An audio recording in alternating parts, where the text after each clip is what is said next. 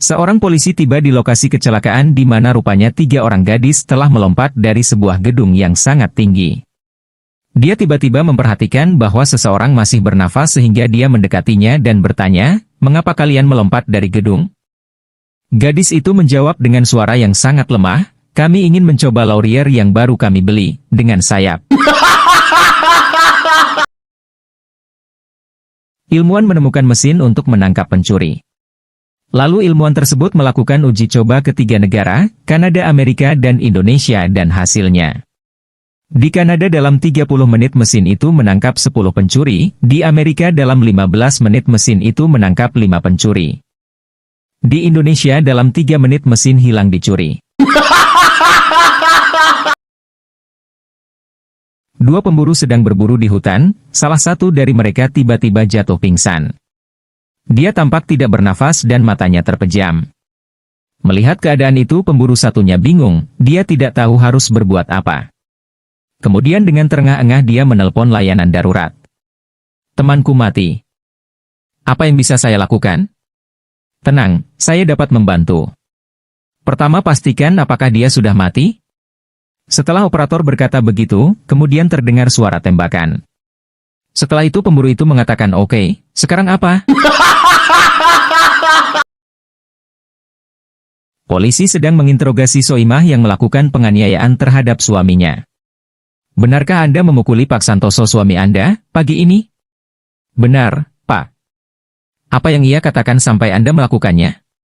Dia bertanya, "Sekarang sudah jam berapa Wulan?" "Lalu."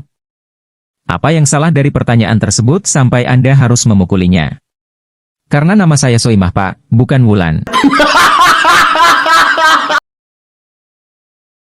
Udin dan Soimah tengah menghadiri sidang perceraiannya. Dalam sidang akan memutuskan siapa yang mendapat hak asuh anak. Sambil berteriak histeris dan melompat-lompat Soimah berkata, "Yang mulia, saya yang mengandung. Melahirkan bayi itu ke dunia dengan kesakitan dan kesabaran saya. Anak itu harus menjadi hak asuh saya." Hakim lalu berkata kepada si Udin, "Apa pembelaan Anda terhadap tuntutan istri Anda?" Si Udin pun diam sebentar, dengan nada datar ia berkata, "Yang mulia, jika saya memasukkan koin ke mesin minuman, mesinnya bergoyang sebentar, dan minumannya keluar. Menurut Pak Hakim, minumannya milik saya atau mesinnya?" Sambil mengernyitkan dahi Hakim pun berkata, "Iya juga ya." Alkisah si Udin ditangkap polisi. Polisi bertanya, "Kenapa kamu mencuri dompet?" kata polisi. Udin pun menjawab, "Terpaksa, Pak." Polisi pun kembali bertanya, "Terpaksa gimana? Gak punya uang untuk makan?" Udin pun kembali menjawab, "Sebenarnya begini Pak. Dari pagi saya mencari kantor polisi tapi tidak ketemu, terus nanya ke teman malah diem aja. Saya tanya ke orang lain pada diem juga, saya jadi bingung Pak. Ya sudah, saya punya akal. Supaya sampai kantor polisi, saya nyoba maling dompet orang dan buktinya saya bisa ke sini." "Terus? Ngapain kamu nyari kantor polisi segala? Apa urusanmu?" tanya polisi lagi. Udin pun menjawab, "Itulah Pak, saya mau membuat surat kelakuan baik, saya mau ikut tes penerimaan polisi." 3 jenazah berada di kamar mayat, semua dengan senyum yang sangat lebar di wajah mereka. Dokter memberitahu polisi apa yang telah terjadi.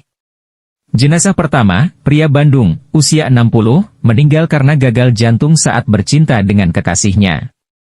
"Makanya memiliki senyum yang sangat lebar Pak," kata dokter. Jenazah kedua, pria Bali, usia 25, memenangkan undian 1 miliar, menghabiskan semuanya untuk minum arak Bali, keracunan alkohol, maka dia mati tersenyum. Polisi bertanya, "Bagaimana dengan jenazah ketiga?" "Ah," kata dokter, "ini adalah salah satu yang paling tidak biasa. Petani dari NTT, usia 30, disambar petir." "Kenapa dia tersenyum?" tanya polisi itu. "Kami kira dia berpikir bahwa dia sedang difoto." Saat di pengadilan hakim sedang menanyai Udin yang bertindak sebagai saksi. Hakim pun bertanya, "Anda kenal dengan tersangka?" Udin pun menjawab, "Tidak Pak." Hakim pun mengulanginya, "Anda tidak kenal dengan orang ini?" Udin menjawab lagi, "Kalau dia kenal, namanya Joko, bukan tersangka." Dengan jengkel hakim pun bertanya lagi, jadi Anda kenal dengan saudara Joko? Tidak Pak, jawab Udin. Dengan geram hakim pun bertanya lagi, loh, tadi katanya kenal? Sama Joko kenal, sama saudaranya tidak, jawab Udin. Pada suatu hari ada seorang pengendara yang melanggar lalu lintas dan terlihat oleh seorang polisi yang berjaga dan memberhentikannya. Apakah saudara tidak melihat lampu merah? Tanya seorang polisi kepada seorang pengendara sepeda motor. Saya lihat, Pak. Lalu kenapa saudara tidak berhenti? Saya tidak melihat Bapak. Udin dihukum mati setelah keputusan pengadilan. Hakim pun memberi putusan dan berkata, perbuatan yang Anda lakukan diganjar dengan hukuman mati. Saya tidak bisa memberikan keringanan karena perbuatan Anda, tapi Anda boleh memilih dengan cara apa eksekusinya. Terima kasih atas keputusan yang mulia, jika memang begitu biarkanlah saya mati tua saja yang mulia, kata Udin. Siang itu Udin baru saja selesai Jumatan. Lalu dia pun pulang dengan naik motor, tiba-tiba seorang polisi menghentikan Udin. Bapak kok gak pakai helm? Saya tilang, kata polisi dengan tegas.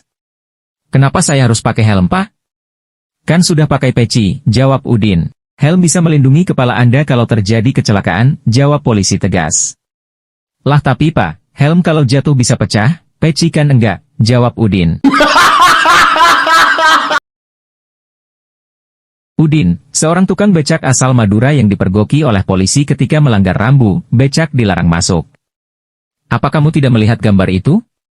Itu kan gambar tak boleh masuk jalan ini, bentak Pak polisi.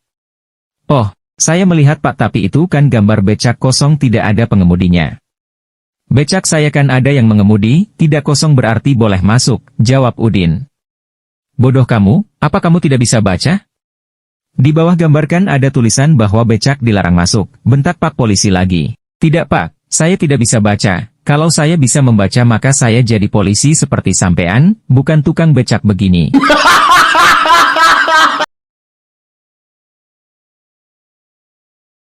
Suatu hari Udin terburu-buru mengantar putranya ke sekolah.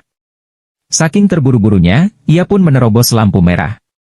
Waduh, sepertinya ayah baru saja melanggar lampu merah, kata Udin. Tidak apa-apa ya, kata putranya. Mobil polisi di belakang kita juga melakukan hal yang sama.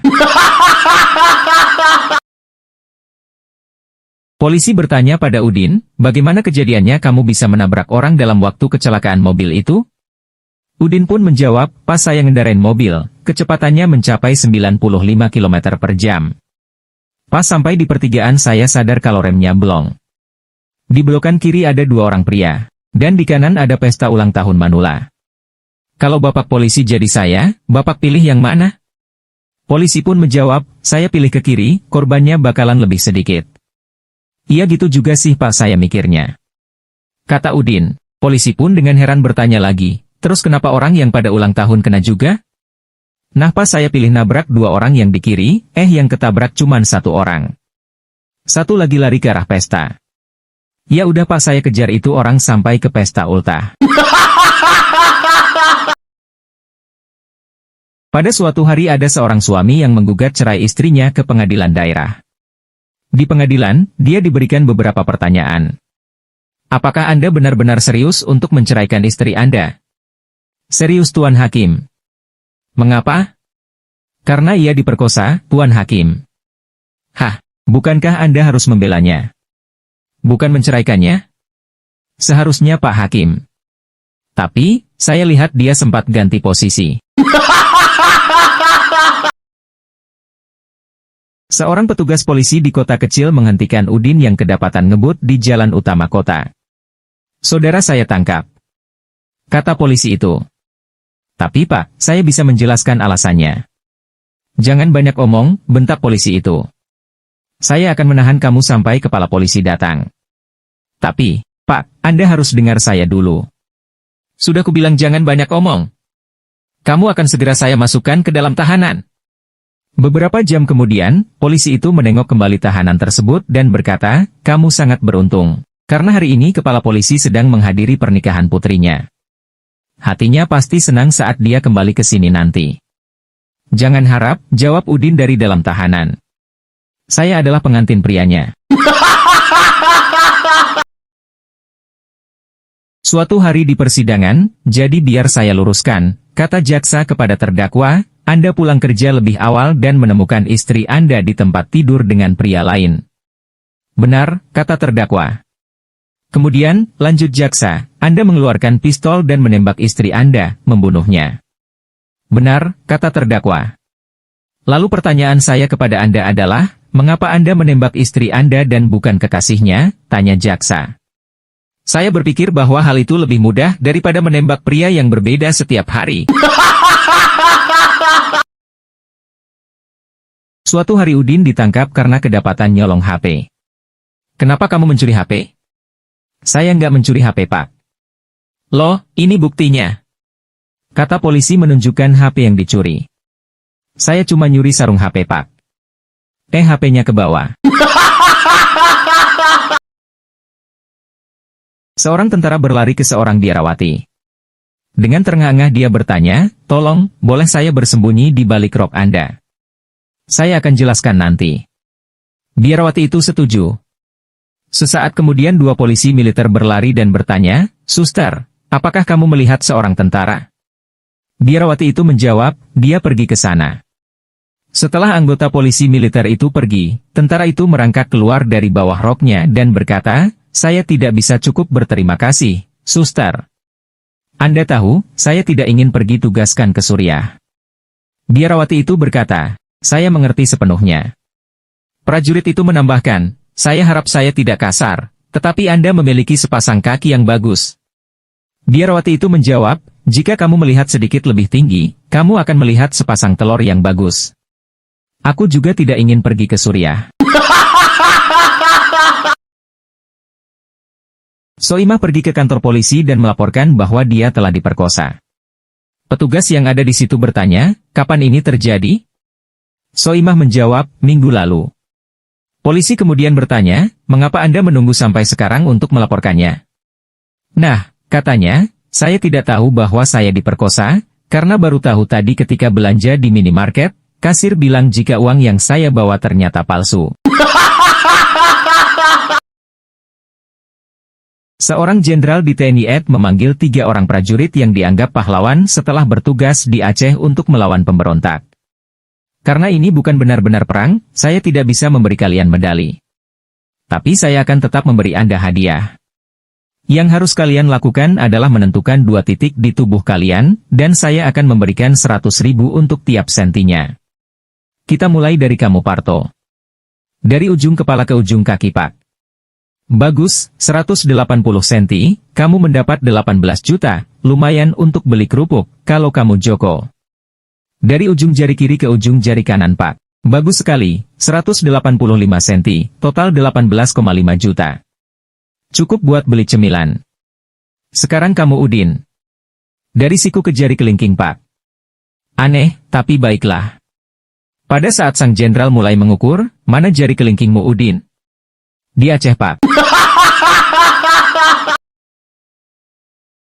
Di sebuah kantor polisi, datanglah seorang gadis cantik bernama Soimah. Dia melapor ke polisi karena habis diperkosa oleh pemilik kosnya Udin. Pak, saya minta Bapak menangkap Bapak Udin karena telah memerkosa saya, kata Soimah sambil menangis sesenggukan. Polisi kemudian memerhatikan sekujur tubuh Soimah. Saya tidak melihat ada bekas kekerasan di tubuh adik. Memang adik diperkosa seperti apa? Tanya polisi. Saya dipaksa mengulum anunya Pak Udin, Pak. Loh, mengapa tidak digigit saja biar adik selamat? Bapak ini bagaimana sih? Saya kan vegetarian. Udin seorang pelupa. Pertama dia ditilang karena gak bawa STNK. Beberapa hari kemudian ditilang lagi karena gak bawa SIM. Terakhir, oleh polisi yang sama, Udin ditilang karena gak pakai helm. Kamu lagi, kalau pelupa jangan bawa motor, jalan kaki saja, kata Pak Polisi. Beberapa hari kemudian Udin lewat ke jalan itu lagi tanpa membawa surat-surat lengkap yakni STNK, SIM dan helm. Tapi kali ini Udin heran karena polisi itu cuma senyum. Penasaran akhirnya dia bertanya. Pak Polisi kok enggan nilang saya, tanya Udin. Buat apa, kan kamu gak pakai motor? Udin adalah seorang anggota polisi. Malam itu dia ke bagian piket. Seorang anak tiba-tiba menghubunginya. Halo Pak Polisi? Saya mau minta tolong, ayah saya sedang dikeroyok oleh 4 orang preman, kata anak itu. Udin pun bertanya, sudah berapa lama Dik? Anak itu menjawab, sejak 30 menit yang lalu, Pak. Mendengar itu Udin pun bertanya lagi, loh? Kenapa baru telepon sekarang? Soalnya sampai 25 menit yang lalu ayah saya masih unggul Pak.